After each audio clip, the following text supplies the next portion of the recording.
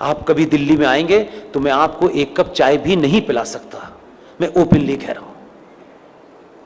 इसलिए मुझे तकलीफ इस बात की है कि इस युद्ध में जो कुछ जीत करके हम आगे भी लाते हैं, लोगों की उदासीनता, लोगों का सोना, कभी कभी ये मायूस करता है हमको कि हम इस लड़ाई के लिए भी आपसे कुछ नहीं मांगते हैं, न किसी पे एहसान करते हैं। लेकिन इस संचार क्रांति के दौर में आपके पास तमाम चीजों के लिए समय है, लेकिन आपके और भारत राष्ट्र के लिए इतना बड़ा फैसला कराने में हमारी जान निकल गई है, लेकिन आपको उस फैसले के बारे में तक नहीं पता। और उस फैसले, ऐसा फैसला सुप्रीम कोर्ट ने पिछले 20 साल में नहीं दिया, वो दे दिया फैसला। अब हम उस फैसले को जाने भी और जन जन तक पहुंचाएं। हम पे थोड़ा रहम कीजिए, हम पे थोड़ा तरस खाइए भाई। ये इसलिए कह रहा हूं कि इससे ज्यादा और शब्दों में नहीं कह सकता। 2018 में सुप्रीम कोर्ट के अंदर जस्टिस अरुण मिश्रा जी, जस्टिस अमिताभ राय साहब इतना बड़ा फैसला दिया है, लेकिन उसकी 90% लड़ाई मुझे और आपको लड़नी है।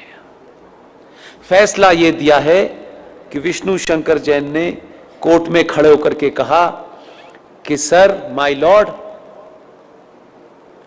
देश के स्टेशन हो, बस स्टैंड हो, सड़क हो, एक्सप्रेसवे हो, जितनी भी सार्वजनिक जगह हैं इस देश में, हर सार्वजनिक जगह के ऊपर मस्जिदें बनी हुई हैं, मज़ारें बनी हुई हैं और बेतहाशा बनी हुई हैं। सड़कों के बीचों बीच में पीर बाबा मर गए हैं, कहीं स्टेशन पे मर गए हैं, कहीं छत पे मर गए हैं, यानी फ्लाईओवर तक पे भी पीर बाबा मरे हैं।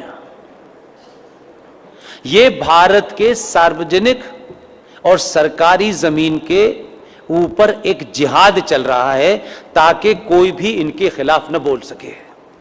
सुप्रीम कोर्ट के दोनों जजों ने हमारी पिटीशन को सुना और लंबी चौड़ी बहस नहीं की। हमारे सामर्थ्य के और हमारी जितनी ताकत थी, आप सोचिए कि हम किन किन चीज़ों से घिरे हुए हैं, उसके बावजूद भी यहाँ मज़ार है, वहाँ मज़ार है, इसका डॉक्यूमेंटेशन करने में हमने जितनी ताकत लग सकती थी लगाई। लेकिन हमारे पास ना इतना पैसा है कि हम देश में घूम घूम के यही काम करें। सुप्रीम कोर्ट ने एक फैसला दिया और फैसला क्या कहा है, उन्होंने रास्ता नहीं छोड़ा, इसमें अब कोई नया एंगल नहीं हो सकता। 2018 में माननीय जज साहब जस्टिस अरुण मिश्रा जी, माननीय सुप्रीम कोर्ट के जज साहब अमिताभ राय साहब ने ये कहा है कि राज्य सरकारें पूरे देश में अपने अपने स्टेट में जहां भी सरकारी जमीन पर इल्लीगल स्ट्रक्चर बने हैं, उन्हें तत्काल प्रभाव से डिमोलिश करें और इसकी रिपोर्ट हाई कोर्ट में जमा करें। यह ऑर्डर सनातनियों को नहीं पता, यह भी कोई जिहादी आपको बताने आएगा।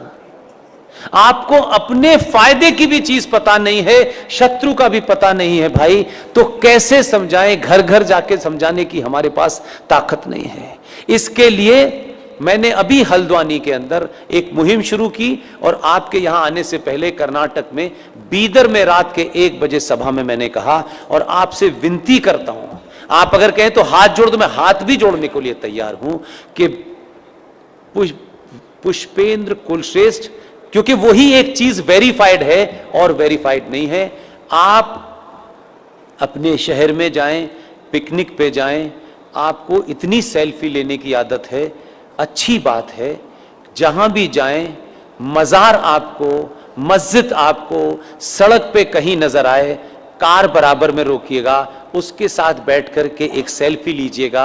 आपकी तस्वीर हो उस मज़ार की, उस मस्जिद की जो सार्वजनिक स्थलों पे बनी हुई हो, उसकी सेल्फी लेकर के मेरे फेसबुक अकाउंट पर पुष्पेंद्र कुलश्रेष्ठ वेरीफाइड पर पोस्ट इसलिए कर दीजिए कि उसी का प्रिंट आउट निकाल करके हमको कोर्ट में जमा करना है। इतना आप करेंगे तो ये कम से कम, मैं ये मानता हूं, बहुत बातें मैंने कही, बहुत आपने सुनी, पहले भी सुन चुके। बहुत लंबी लड़ाई है। जो लड़ाई हमारे सामने है, जिसमें हम जीत गए हैं, उसको लागू करने के लिए कल हमारी 16 जनवरी को प्रयागराज कोर्ट में डेट है।